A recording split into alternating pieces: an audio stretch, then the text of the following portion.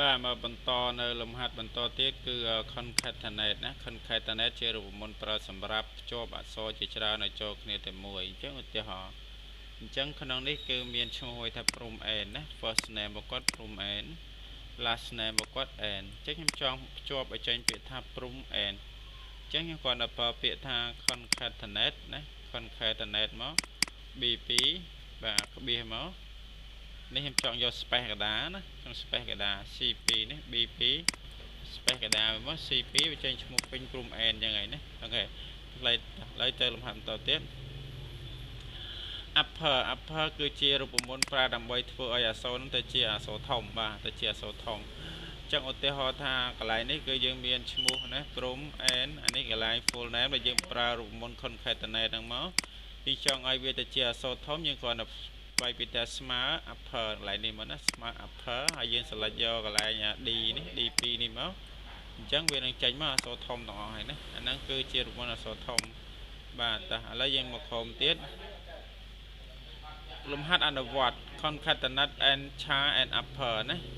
អញ្ចឹងសាលាស៊ីតូបានកំណត់ថាបុគ្គលិកដែលមានដែលភេទប្រុសណាត្រូវចូលនិវត្តន៍អាយុ60ឆ្នាំចំណែកបុគ្គលិកភេទស្រីត្រូវចូលនិវត្តន៍អាយុ55ឆ្នាំអញ្ចឹងនេះជាលំហាត់ណាអូខេទី1គឺឈ្មោះពៅផលីណានេះផលីអញ្ចឹងឈ្មោះពេញរបស់គាត់ពៅផលីយើងបានពីការ concatenate មកភេទទៅខាងបណ្ដារបស់គាត់អាយុរបស់គាត់ណារីថៃហើយនឹងឆ្នាំអញ្ចឹងយើងទី1គឺយើងឈ្មោះរបស់គាត់គឺយើងប្រើ upper ណា upper មកយើងប្រើ concatenate upper ហើយយើង concatenate នៃ first name ជាមួយនឹងឆា32បៀសមកគឺ C របស់គាត់ណាគឺនេះ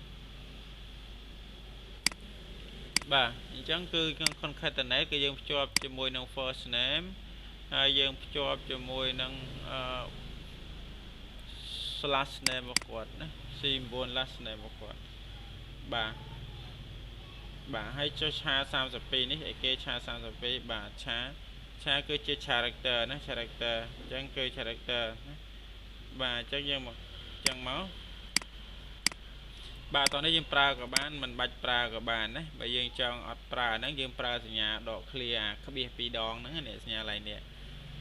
ឡៃនេះណាយើងប្រើឡៃហ្នឹងក៏បានយើងប្រើតម្រងចេះក៏បានណាយើងប្រើឆា32ចេះក៏បានដែរអញ្ចឹងណាហើយមួយទៀតអញ្ចឹងយើងគ្រាន់ហ្នឹងគឺយើងបានឈ្មោះពេញនៅកន្លែងនេះមួយតទៅមកទៀតខែឆ្នាំកណាត់របស់គាត់ណាអាយុរបស់គាត់ដើម្បីរកអាយុឲ្យឃើញ34ឆ្នាំនេះគឺយើងយកណាវណា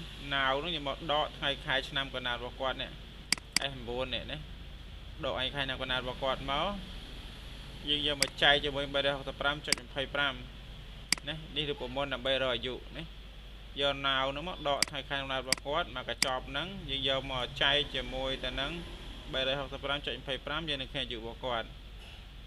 ឆ្នាំចូលនិវត្តន៍បាទឆ្នាំចូលនិវត្តន៍នេះគឺយើងបានសិក្សារួចហើយនៅក្នុងមេរៀន Excel ធម្មតារបស់យើងគឺមានហើយណាបាទអញ្ចឹងសូមមើលតាមរូបមន្តនេះខ្លួនឯងបាទព្រោះនៅក្នុង Excel ធម្មតាក៏ខ្ញុំបានដាក់ដែរគឺតេព័ន្ធឆ្នាំចូលនិវត្តន៍ដែលរូបមន្ត A បើសិនបើណាបើសិនបើភេទណា A9 នេះគឺតែភេទបើសិនបើភេទរបស់គាត់នេះគឺស្មើទៅនឹងភេទប្រុសឬក៏ EM ស្មើនឹង male ណាដែលលក្ខខណ្ឌ2ដោយសារពេលខ្លះគេវាយ M ពេលខ្លះគេវាយ male ពេលអញ្ចឹងខ្ញុំប្រើ O នៅខាងមុខព្រោះលក្ខខណ្ឌនេះការពារដែលគេប្រើ M ឬក៏គេប្រើ male មកពេញហើយឆ្នាំចូលនិវត្តន៍របស់គាត់គឺយកនៅខែឆ្នាំកំណើតបូក60គុណ 365.25 ផ្ទុយមកវិញបើសិនជាណាគាត់ជាភេទស្រីណាគាត់ជាភេទស្រីហើយគឺយើងត្រូវយកខែខណ្ឌរបស់គាត់លក្ខខណ្ឌពិតនេះបូកនឹង55គុណនឹង 365.25 អញ្ចឹងតែប៉ុណ្ណឹងទេណាបាទតែប៉ុណ្ណឹងទេរូបមន្តរបស់គាត់ហើយឆ្នាំចូលនិវត្តន៍យើងចង់ថាតើគាត់ចូលនិវត្តន៍នៅអាយុប្រមាណឆ្នាំណាមានន័យថាប្រមាណឆ្នាំទៀតដែលគាត់ចូលនិវត្តន៍ឬក៏គាត់ចូលនិវត្តន៍បានប្រមាណឆ្នាំហើយបាទយើងយកពាក្យថា retire years នេះគឺយើងយកឆ្នាំដែលគាត់ត្រូវ retire នេះណាឆ្នាំដែលគាត់ត្រូវ retire ព្រោះយើងចង់រកថាតើគាត់ចូលនិវត្តន៍បានប្រហែលឆ្នាំហើយឬក៏ប្រហែលឆ្នាំទៀតបានគាត់ចូលនិវត្តន៍អញ្ចឹងយើងយកអាឆ្នាំដែលគាត់ចូលនិវត្តន៍នេះដែលយើងកណនីឃើញនេះអា retire យើងនេះដែលយើងកណនីឃើញខាងលើនេះយើងយកអាឆ្នាំហ្នឹងមក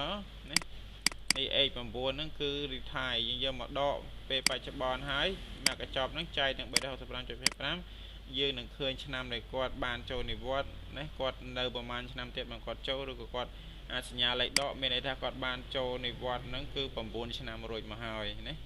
ហើយបើសិនជា26មានន័យថា26ឆ្នាំទៀតបានគាត់ចូលនិវត្តន៍មានន័យចឹងបាទអូខេតោះ